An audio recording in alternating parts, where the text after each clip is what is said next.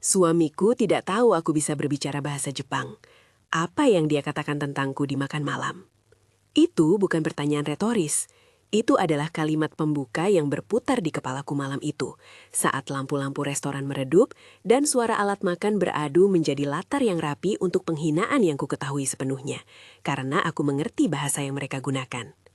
Aku duduk di sana dengan gaun sederhana yang kusukai, rambut disisir rapi, sepotong keanggunan yang diminta David agar aku tunjukkan. Di luar hujan tipis membentuk kilauan pada kaca jendela.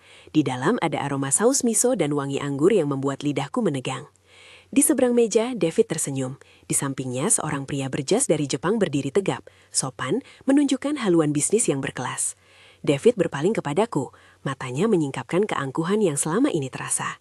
Sebelum aku lanjut, jika kamu suka cerita nyata tentang perempuan yang mengambil kembali hidupnya, lalu ingin dengar lebih banyak kisah seperti ini, tolong like dan subscribe. Aku punya beberapa cerita lain tentang masa-masa ketika aku mesti membangun ulang semuanya. Tapi tetap, biarkan aku cerita ini sampai selesai. Aku akan kembali ke restoran itu. Namun sebelum lampu itu memudar, kamu perlu tahu siapa aku, bagaimana kami hidup sebelum kata-kata itu, dan mengapa aku memutuskan untuk menyimpan sesuatu sendiri selama lebih dari setahun. Kami telah menikah selama 12 tahun. Di mata orang lain, pernikahan kami tampak stabil. Rumah, mobil, makan malam kadang akhir pekan, foto-foto liburan di pantai yang tampak biasa-biasa saja. Tapi di balik foto itu ada ritme yang tak pernah membahas perasaan. Percakapan kami seringkali tentang jadwal, tagihan, atau laporan. Bahkan percintaan kadang dikemas sebagai agenda yang harus dipenuhi. David cukup mapan, ambisius, dan jarang benar-benar hadir, bekerja banyak jam, pergi ke meeting, terbang ke luar negeri. Dia sering mengulang bahwa aku lebih suka mengurus rumah atau kerjaanku hanya untuk mengisi waktu. Kata-kata itu tidak selalu terdengar berbahaya pada awalnya. Mereka muncul perlahan menjadi bisikan yang terus menuntunku merasa tidak cukup atau hanya sebagai aksesoris yang rapi di sisinya. Aku bekerja dulu. Aku punya karir yang kumulai sebelum anak, sebelum segala rutinitas. Tapi seiring waktu, prioritas kami berubah. Atau mungkin aku yang disisihkan seiring ambisinya menjadi pusat. Itu membuatku kecil. Bukan karena dia berniat menyakiti, tapi karena tindakannya menempatkanku di kota kecil yang nyaman untuknya. Istri yang mendukung. Ketika seseorang menempatkanmu dalam peran yang sudah ditetapkan, kedamaian yang kamu kira miliki bisa jadi hanya ruang yang sempit. Disitulah bahasa Jepang masuk, bukan sebagai pelampiasan romantis, bukan pula sebagai alat untuk menjatuhkan siapapun, melainkan sebagai hal milikku sendiri. Aku mulai belajar diam-diam. Pagi-pagi sekali, sebelum suara alarmnya menyelinap, aku membuka aplikasi di ponsel, mendengarkan pengucapan, menulis karakter kana kecil di sebuah buku catatan yang aku selipkan di antara buku-buku masakan. Malam hari, aku menonton drama Jepang. Bukan untuk cerita mereka, tapi untuk mendengar ritme suara, cara mereka menyusun kata. Kadang aku latihan sendirian di dapur, mengucapkan arigato sampai bibirku bisa merasakan kelenturan suku kata asing itu. Setahun berlalu. Tidak ada yang curiga. Tentu saja tidak, David. Dia sering bercanda bahwa aku sudah tahu beberapa kata imut saja. Aku membiarkannya, karena itu menyelamatkanku dari pertanyaan. Bahasa itu menjadi ruang rahasia, di mana aku merasa utuh. Malam makan malam itu, David mengajakku ke restoran mewah ini untuk, kata dia, perkenalan dengan klien penting dari Jepang. Jangan banyak bicara, katanya setengah bercanda sambil menyisir rambutnya. Cukup tersenyum dan nikmati hidangannya. Dia memberi instruksi yang sama seperti pada banyak kesempatan sebelumnya. Berpakaian rapi, berperilaku sopan, biarkan dia yang memimpin percakapan. Aku tahu betul peran-peran itu. Mereka sudah seperti naskah. Tapi ada sesuatu yang berbeda malam itu. Mungkin sinar lampu, mungkin kepercayaan diri yang aku simpan diam-diam. Aku membayangkan akan jadi saksi percakapan bisnis yang hangat. Mungkin beberapa ujian sopan santun antar budaya, lalu pulang dengan sepiring dessert dan sedikit cerita yang bisa diceritakan di grup teman. Kami duduk, memesan minuman, angkat gelas untuk toast pertama. Suara-suara tumpang tindih, suara gelas, tawa kecil yang teratur. Percakapan awal sama seperti yang kubayangkan. Pembukaan bisnis, saling bertukar kartu, formalitas yang usang menjadi cair. Lalu entah bagaimana David beralih ke bahasa Jepang. Peralihan itu seketika. Mulutnya bergerak pelan, suaranya turun sedikit, dan aku mendengar kata-kata yang selama ini kupelajari diulang oleh orang yang menempatkanku sebagai aksesoris. Aku tahu ada momen di mana seseorang membiarkan topengnya turun. Di meja itu, topeng David turun perlahan. Dia bicara tentangku kepada kliennya, bukan sekedar memuji istrinya yang mendampingi. Nada suaranya yang sebelumnya berisi kekaguman kini menjadi dingin, praktis, bahkan merendahkan. Dalam bahasa yang aku pahami, dia mengatakan bahwa aku bukan partner bisnisnya. Aku lebih seperti hiasan yang membuat dia terlihat lebih manusiawi. Dia menyebut pekerjaanku hobi, sesuatu yang tak perlu digubris. Lalu dia melanjutkan ke hal yang lebih berat. Pengakuan tentang hubungan lain, sebuah affair dengan seorang kolega bernama Jennifer, dan yang paling menusuk, pembicaraan tentang pemindahan dana ke rekening yang disebut offshore, untuk alasan yang menurutnya efisien secara pajak. Semua itu diucapkan seakan-akan aku tidak ada di sana. Aku mendengar setiap detail, kata demi kata, dengan benak yang menajam. Waktu di restoran seakan melambat. Aku merasa udara di dada menipis. Nafasku terperas. Tapi di luar itu ada ketenangan yang aneh. Seolah ada bagian dalam diriku yang memerintahkan kesabaran. Di kursi aku mengekang reaksi. Aku tidak menangis. Aku tidak memulai konfrontasi. Aku tetap tersenyum, menjawab sepatah dua patah yang aman, menenggak anggur yang membuatmu berpura-pura semua baik-baik saja. Aku menahan gairah untuk melompat dari kursi dan memecahkan gelas. Sebaliknya, aku mengamati gerakan tangan David saat berbicara. Cara pria Jepang itu menatap ke arah David, bagaimana lidahnya merapikan kata setelah kata. Semua menjadi bukti tambahan. Bukan hanya kata-kata yang terucap, tapi gaya, nada, konteks yang menangguhkan semua kebohongan lama. Setelah acara beri tepuk tangan kecil dan ramah tamah usai, kami pulang. Di dalam mobil, David menepuk bahuku, mengatakan sesuatu seperti, "Kamu tahu, hari ini penting. Terima kasih sudah datang." Aku menatap keluar jendela, melihat hujan yang masih turun, dan merasakan sesuatu repak. Di depan pintu rumah, sebelum aku melepas gaun dan membuka lemari rahasia yang menyimpan buku-buku belajarku, aku menahan diri. Aku mengambil nafas panjang dan menunggu sampai dia masuk kamar. Baru setelah pintu berderit dan langkahnya menjauh, aku berlari ke kamar mandi dan menangis sampai suaraku serak. Aku tidak percaya dia begitu, nyata. Aku tidak percaya aku mendengar kata Jennifer yang menyentak seperti tangan dingin menampar wajahku. Tapi lebih dari itu, aku tidak percaya aku dibiarkan berada dalam kebohongan bertahun-tahun. Aku merasa dikhianati bukan hanya secara emosional, tetapi juga secara administratif. Perencanaan keuangan yang tak pernah transparan, keputusan-keputusan yang dibuat tanpa berdiskusi. Itu bukan hanya masalah hati, itu bisa menyangkut masa depanku. Di malam itu, aku mengangkat ponselku dan mengetik nomor yang sudah kuhafal sejak SMA. Nomor Emma. Kami sudah seperti saudara. Dia tahu setiap rahasiaku, bahkan yang belum aku ungkapkan. Emma adalah pengacara keluarga yang lugas, bukan jenis yang akan menyalahkan, tapi tipe yang akan memberi langkah sistematis. Suaranya tenang saat aku bercerita, tidak histeris, penuh strategi. "Apa yang akan kamu lakukan sekarang?" tanyanya pendek. Aku tidak tahu, jawabku jujur. Air mata membuat suaraku patah. Emma berkata hal yang sederhana, "Jangan langsung konfrontasi. Itu bukan strategi. Kita butuh bukti dan rencana. Aku akan bantu, tapi kita lakukan langkah yang aman dan hukum." Itu suara yang aku perlukan. Arah, bukan drama. Langkah selanjutnya bukanlah adegan Hollywood di mana aku membuntuti David atau meretas akun. Itu lebih membumi. Dokumentasi yang bisa diakses secara legal. Aku mulai dari hal-hal yang ada padaku. Aku memeriksa email lama, mencetak tagihan kartu kredit keluargaku, menyimpan salinan e-tiket yang menunjukkan pengeluaran di akhir pekan tertentu. Semua hal yang menunjukkan pola pengeluaran. Aku mengambil foto surat-surat yang secara sah kuterima, menyalin komunikasi yang pernah dikirim ke saya yang relevan, dan menyimpan semua dokumen itu di sebuah folder digital yang kami beri password ganda. Emma menyarankan untuk membuat backup offline dan mengamankan salinan dengan cara yang sah. Dia juga meminta aku menahan diri untuk tidak menghapus apapun yang berkaitan dengan bukti. Sebuah saran yang sederhana tapi penting. Emma membantu mengurutkannya secara kronologis, bukti email, bukti transaksi yang tampak mencurigakan, beberapa foto percakapan, yang memang kulakukan secara sah karena percakapan itu terjadi di perangkat yang aku gunakan, dan korespondensi lain yang memperlihatkan pola. Dia menekankan sesuatu yang penting. Dokumentasikan segalanya yang kamu punya. Jangan membuat tuduhan sebelum ada bukti yang kuat yang bisa disiapkan oleh pengacara. Kita akan bawa ini ke pihak yang tepat. Kami mengajukan perceraian beberapa minggu kemudian, bukan untuk mencari pembalasan, tapi untuk melangkah secara sah. Bersama Emma, kami menyusun gugatan dengan fokus pada pembagian aset dan perlindungan finansial sementara. Emma juga menyarankan untuk menempatkan salinan dokumen ke AR tempat David bekerja. Jika ada indikasi pemindahan dana yang tidak sesuai, perusahaan juga berhak untuk menerapkan investigasi internal. Itu bukan soal mempublikkan aib, itu soal akuntabilitas. Reaksi David ketika berita mulai beredar tidak seperti yang kubayangkan di film. Dia tidak meledak menjadi tokoh yang marah di depan umum. Dia bicara melalui pengacaranya, menolak tuduhan. Namun di antara langkah-langkah itu, Departemen AR perusahaan menjalankan prosedurnya. Aku tidak pernah menganggap langkah-langkah institusi sebagai pembalasan. Aku melihatnya sebagai alat keseimbangan. Perusahaan menempatkan David pada cuti administratif sementara menyelidiki temuan yang kami laporkan. Langkah normal dalam prosedur mereka. Selidik demi selidik, beberapa transaksi yang kami tunjuk mengindikasikan pemindahan dana yang perlu penjelasan. Aku tak pernah menyatakan bahwa itu kriminal, aku hanya mengatakan bahwa ada pertanyaan yang perlu dijawab. Beberapa minggu kemudian setelah audit internal, keputusan perusahaan adalah bahwa perilaku David tidak sesuai dengan kode etik dan dia diberhentikan. Aku tidak merayakan pemecatannya, yang kurasakan adalah kelegaan karena proses hukum berjalan, bukan sebagai sorak-sorai atas nasibnya. Di rumah, konfrontasi kami terjadi, tapi bukan seperti duel yang penuh hinaan. Aku bertemu David sekali, di ruang tamu, dengan Emma yang duduk tenang sebagai penerang hukum di sisiku. David datang dengan argumen defensif, usaha untuk membela namanya.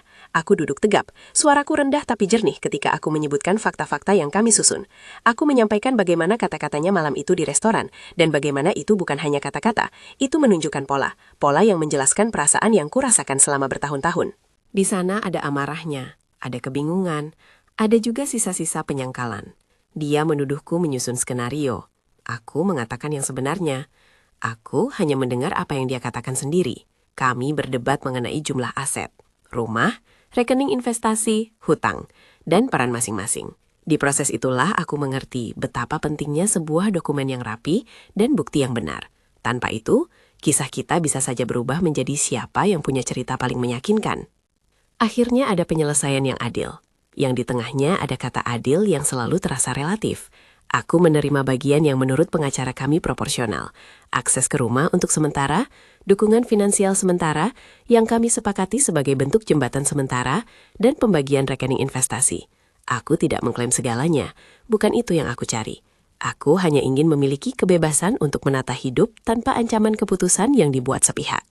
Pada saat itu, aku sadar bahwa kebebasan finansial bukan hanya soal jumlah uang, itu tentang kemampuan memilih, dan itu aku rebut kembali. Di sela-sela proses itu ada pesan yang datang tak terduga dari nomor yang tidak dikenal. Saya Tanaka, begitu bunyinya, dalam bahasa Inggris yang halus. Beberapa bulan sebelumnya, pada malam makan malam itu, aku hanya menjadi pendengar. Tapi ternyata, pria Jepang yang duduk di meja itu, yang pada malam itu menatap David dan tersenyum sopan, bukan sekedar klien. Tanaka-san memperhatikan juga. Setelah menyelidiki beberapa hal tentang perusahaan David dan melihat hasil investigasi internal, dia merasa bahwa ada potensi kerusakan reputasi yang serius, tetapi juga menyadari sesuatu yang lain. Ia melihat aku, bukan sekedar sebagai pendamping. Pesan itu singkat. Saya perhatikan Anda mengerti bahasa kami.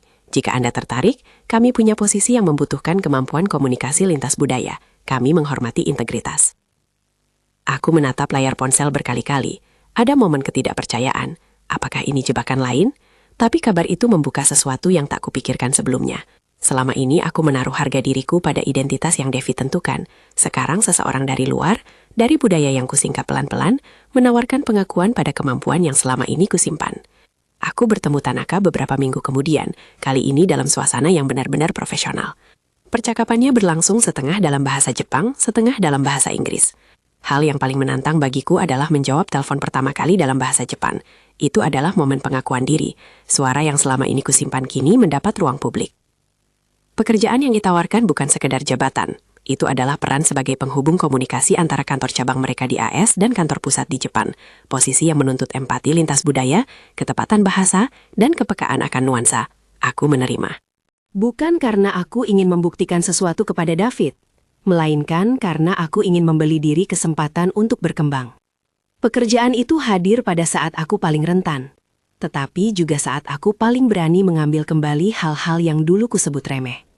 Perjalanan kerja baru itu tidak instan mengubah hidupku menjadi cerita sukses yang mulus. Ada hari-hari sulit, percakapan sulit, dan perasaan bahwa aku masih menambah luka. Namun ada juga momen kecil yang membuatku tersenyum sampai sekarang. Pertama kali aku memimpin presentasi sendirian di hadapan tim Jepang. Saat mereka memberikan penghargaan pada cara aku menjembatani kesalahpahaman budaya. Atau ketika seorang rekan Jepang datang ke mejaku dan berkata, dalam bahasa Jepang sederhana, "Kerja bagus, terima kasih." Dan aku menjawab secara spontan dalam bahasa mereka. Rasa bangga yang kurasakan bukanlah kebanggaan yang mematikan empati. Itu kebanggaan karena suara yang tersembunyi akhirnya ditemukan. Seiring waktu, hidupku kembali teratur. Aku pindah ke apartemen yang lebih kecil, punya meja kerja yang akhirnya hanya milikku sendiri, bukan sekadar sudut yang diberi lampu. Aku menabung, aku merencanakan keuangan sendiri. aku memutuskan bahwa jalan hidupku tidak lagi ditentukan oleh orang lain. Beberapa tahun setelah perceraian, Tanaka-san memberi tawaran yang lebih luas. Peluang untuk pindah ke Tokyo selama setahun sebagai koordinator regional. Tawaran itu menimbulkan dilema. Pergi jauh, memulai lagi dalam budaya yang akan menuntutku keluar dari zona nyaman, meninggalkan keluarga lama yang masih membiasakan diri tanpa aku. Aku menerima. Itulah kesempatan yang menunjukkan bahwa keterampilan yang kusimpan diam-diam selama bertahun-tahun bisa menjadi jalan menuju dunia yang lebih besar. Saat aku duduk di pesawat menuju Tokyo, aku mengingat kembali malam di restoran. Aku membayangkan versi diriku yang dulu, seseorang yang menunggu arahan, yang membiarkan identitasnya diukir oleh orang lain. Aku tidak lagi menjadi itu. Di Tokyo, aku merasakan kebebasan bahasa sebagai jembatan antara budaya. Aku belajar bagaimana menyampaikan pendapat tanpa mengurangi kelembutan. Bagaimana bernegosiasi tanpa menjadi dingin. Bagaimana menjaga martabat tanpa menutup hati. Keterampilan bahasa yang kusembunyikan menjadi bukan hanya alat komunikasi, tetapi juga alat untuk membangun jati diri baru. Di tahun-tahun berikutnya aku melihat bagaimana keputusan kecil, belajar bahasa asing, menulis catatan di buku kecil, menonton drama hingga larut malam, mempengaruhi hal-hal besar. Pekerjaan membuka pintu profesional yang tak pernah aku bayangkan. Reputasiku sebagai profesional yang bisa bekerja lintas budaya tumbuh. Tawaran-tawaran baru datang dari berbagai perusahaan yang memerlukan seseorang yang memahami nuansa komunikasi internasional. Aku mulai mengajar workshop singkat tentang komunikasi lintas budaya untuk wanita yang baru masuk ke dunia kerja internasional. Di setiap sesi, aku selalu mulai dengan mengatakan, pelajaran pertama bukanlah tata bahasa, melainkan keyakinan bahwa suaramu penting. Itu bukan retorika, itu adalah hasil dari perjalanan hidup yang kurajut. Ada saat-saat di mana aku kembali menimbang luka lama. Ketika aku bertemu David lagi beberapa tahun kemudian, bukan untuk berkonflik, tetapi ketika kehidupan saling bertabrakan karena urusan pajak atau administrasi bersama, ada kedewasaan yang baru. Kami tidak lagi berbicara seperti pasangan yang dulu. Kami berbicara seperti dua orang yang pernah berjalan bersama di sebagian jalan hidup. Aku tidak memendam dendam, karena dendam tak pernah memberdayakan. Yang kutuntut hanyalah keadilan, dan itulah yang kuraih. Hidupku sekarang berputar di sekitar keputusan yang kubuat sendiri. Ketika aku mengingat malam itu, aku tidak ingin pembuka cerita ini hanya menjadi momen yang memalukan bagi seorang suami. Lebih penting lagi, itu menjadi titik balik bagiku. Bahasa Jepang yang kututupi selama setahun bukan sabuk rahasia yang hanya menantang. Ia adalah kunci yang membuka sejumlah pintu. Aku menggunakannya untuk menyelidiki kebenaran yang sebenarnya, lalu untuk membangun kembali masa depan yang selama ini terasa tertutup. Ada pelajaran yang ingin kubagikan bagi siapapun yang mendengar ini. Keterampilan apapun yang kau pelajari, entah itu bahasa, keterampilan teknis, atau hobi yang tampaknya kecil, bisa menjadi jalan keluar ketika hidupmu berubah. Belajar bukanlah tindakan pasif, itu adalah bentuk investasi pada dirimu sendiri. Dan ketika seseorang menempatkanmu sebagai hiasan, itu bukan tanda bahwa kamu tak berharga, itu tanda bahwa orang itu melihatmu dengan cara yang sempit. Jangan sepelekan perasaanmu jika kau merasa diabaikan. Carilah dukungan, teman yang mengerti, pengacara yang bisa memberi nasihat hukum yang aman, konselor jika perlu. Dokumentasikan hal-hal yang perlu didokumentasikan.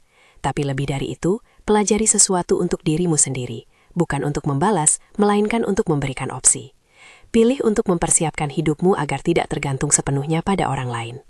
Kebebasan finansial dan emosional datang dari pilihan kecil yang konsisten, menabung sedikit demi sedikit, mempelajari keterampilan baru, menjaga jaringan pertemanan yang baik. Aku sering ditanya, apakah aku menyesal tidak membuka bahasa ini lebih awal atau lebih terbuka sebelumnya? Jawabannya kompleks. Tentu saja ada penyesalan karena aku membiarkan diriku ke posisi rentan dalam beberapa tahun itu. Namun aku juga menyesal sekaligus bersyukur karena proses itu memaksaku menemukan jalanku sendiri. Tanpa malam di restoran itu, buru-buru atau tidak, aku mungkin tidak akan bergerak secepat itu. Hidup memiliki cara aneh untuk mendorong kita, dan seringkali dorongan itu datang melalui rasa sakit. Sekarang, beberapa dekade kemudian, ada momen tenang di sore-sore akhir pekan, ketika aku menulis di meja kerja yang dulu hanya aku impikan. Aku memikirkan anak-anak dari teman-temanku yang bertanya padaku, bagaimana caranya tahu kapan harus berjuang dan kapan harus melepaskan. Aku bilang ke mereka, pelajari bahasa lain, belajarlah sesuatu yang membuatmu merasa hidup. Itu akan memberimu suara, bukan karena dunia membutuhkannya, tetapi karena dirimu sendiri membutuhkan pengakuan. Mungkin itu terdengar sederhana, tetapi perubahan besar sering dimulai dari tindakan kecil yang konsisten. Kepada siapapun yang mendengar cerita ini, jika kamu sedang duduk di meja makan, mendengar kata-kata yang merobek hatimu, Ingatlah ada jalan keluar selain konfrontasi instan atau diam selamanya. Dapatkan dukungan hukum jika perlu, kumpulkan bukti secara legal, lindungi dirimu, dan yang paling penting, bekerjalah pada dirimu sendiri. Bahasa, keterampilan, pendidikan, apapun yang memberi makna pada jiwamu bisa menjadi perisai sekaligus jembatan. Ada satu detail yang selalu membuatku tersenyum ketika aku menatap ke belakang. Beberapa minggu setelah aku mulai bekerja dengan kantor Tanaka, dalam pertemuan pertama di Tokyo, seorang rekan pria dari tim lain melihatku, lalu menolong dengan drop-down slide presentasi yang aku siapkan. Setelah presentasi, dia berbisik dalam bahasa Jepang, "Kamu berbicara dengan baik." Aku menatapnya dan menjawab dalam bahasa yang sama, spontan dan yakin. Itu momen di mana aku tahu, aku bukan lagi hanya gambar di sampul buku hidup seorang lain, aku adalah penulis bab baruku sendiri. Jika kisah ini menyentuhmu, aku harap kamu mengambil satu hal. Jangan remehkan kekuatan keterampilan yang kau pelajari diam-diam. Dan jika kamu merasakan direndahkan di hubunganmu, carilah dukungan, bukan untuk menghancurkan, tetapi untuk menyelamatkan dirimu. Pemulihan bukan aksi balas dendam. Itu adalah proses mengambil kendali atas hidupmu sendiri. Terakhir, kalau kau ingin tahu lebih banyak tentang bagaimana aku membangun karir baru setelah berpisahan ini, aku punya playlist yang menceritakan langkah-langkah praktis, termasuk bagaimana berbicara tentang pengalaman itu dalam wawancara kerja tanpa membakar jembatan. Link ada di deskripsi. Terima kasih sudah mendengarkan ceritaku sampai akhir. Semoga kamu menemukan keberanian untuk menyimpan rahasia yang memberdayakan. Dan ketika waktunya tiba, untuk menggunakannya demi kehidupan yang kamu layak dapatkan.